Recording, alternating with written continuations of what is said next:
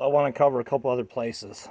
The blonde-haired girl and the tall white guy, whoever they are, and that white truck with the emblem on the side of it and the antenna on the top. Like I said, they've been following me in Blythe, to Tempe, in Cathedral City, up here in Yucca, who knows where else. I think as far as all the way up to Lake Convict. I was up there one day, and they were there, and they were on trails on my way up, and up here in Landers. But here's the key element. When I go into the stores and I spend money, I use my ATM card. So that stamps a time that I'm in there. Now, when I go into the banks, like I believe in Tempe Bank, no, it wasn't Tempe Bank, the Cathedral Bank that they were in there, and also I did go into the Tempe Bank, the Bank of America, to get some money out of the inside. I believe they may have walked in there, too. It's going to be the same people. It's going to be really easy to spot. Now, these people keep showing up behind me or in front of me. I get hit, if I get killed, these people, there's the evidence right there for the FBI. That's the whole thing. This is documentation in case they kill me. Now, I'm going to try my best to stay alive, and I'm leaving here really soon, like within 2 weeks, and I'll be homeless again. And I only got chased in here. But now here's another one too, is when I was at Housing Authority. I told the story of that when I went to the medical center and the guy in the white car followed me.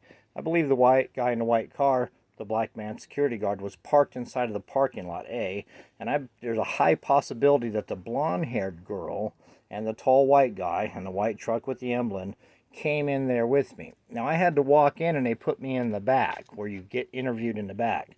They had me go sit outside on the bench for a few minutes, because they had to discuss whether they're going to help me or not, okay, because I, got my own problems.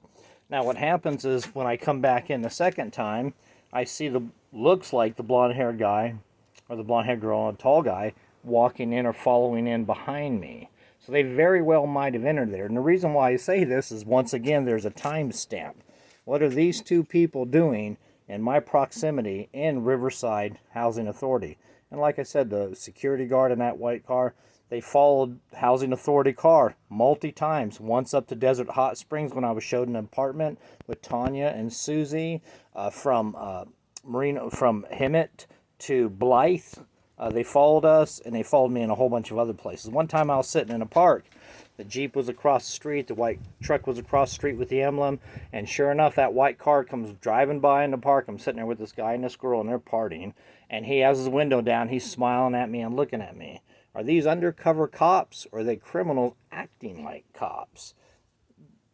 That's up to the authorities. This information is strictly laid here for FBI and higher level investigators in case anything happens to me. It's William Joseph Sanders, born January 18th, 61. That would be your guy who hired these people. It's been going on for 15 years at least, so at this point, documentation is the best thing I got.